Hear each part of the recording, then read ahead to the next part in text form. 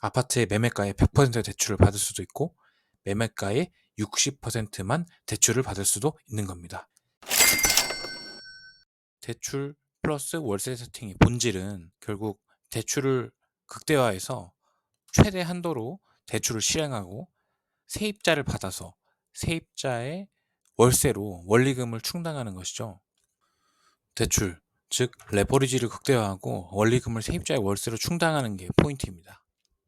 근데 대출 결국 80%밖에 안 나오는 거 아닌가요? 맞습니다. 생애 최초 구매 시 80% 한도가 현 대출 규제 상황에서 가장 좋은 조건입니다. 하지만 어떤 기준의 80%를 대출을 해주는지 아시나요? 그 기준은 바로 KB 시세와 감정가입니다. 과거 충분한 거래 데이터가 있는 아파트라면 KB 시세, 거래 데이터가 없는 신축 아파트라면 감정가가 기준이 됩니다. 그 기준으로 80% 대출이 나오는 거죠. 그럼 실제 매매가 KB 시세 감정가 차이가 있겠죠? 물론 1원까지 같은 경우도 있을 겁니다. 하지만 대부분 다를 것이고 우리는 이 점을 유리하게 이용해야 하는 겁니다. 어떻게 하냐고요? 이렇게 말이죠. 대출이 극대화되는 시기는 특히 부동산이 하락하는 시기입니다. 그림을 보면서 설명해 드릴게요. 1번 시기는 10억이었던 아파트, 2번 시기에 6억까지 떨어졌습니다. 3번 시기에는 다시 10억까지 올랐네요. 그럼 레버리지를 극대화할 수 있는 시기는 언제일까요?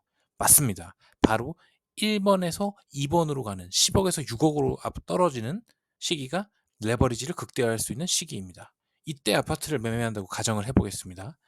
1번 시기에 10억이었던 아파트는 계속 떨어져서 6억이 됩니다. 이 중간 정도 시기, 8억 정도의 매매가로 거래를 한다고 가정해 볼게요. 매매가는 8억이지만 KB 시세와 감정가는 계속 10억인 상황입니다.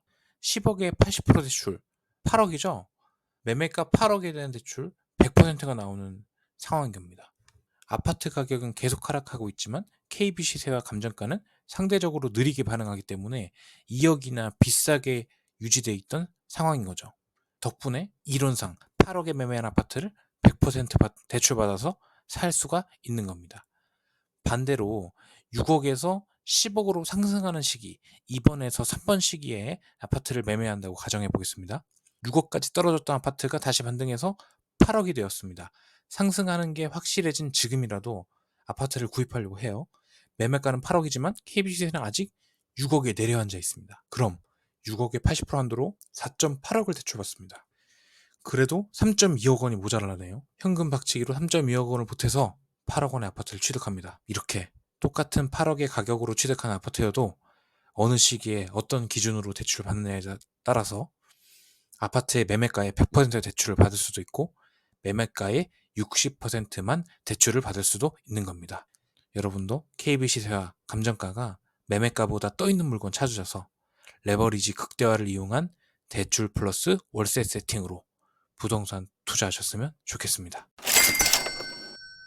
지금까지 영상이 도움이 되셨다면 구독, 좋아요 부탁드립니다. 자유시간 투자자였습니다.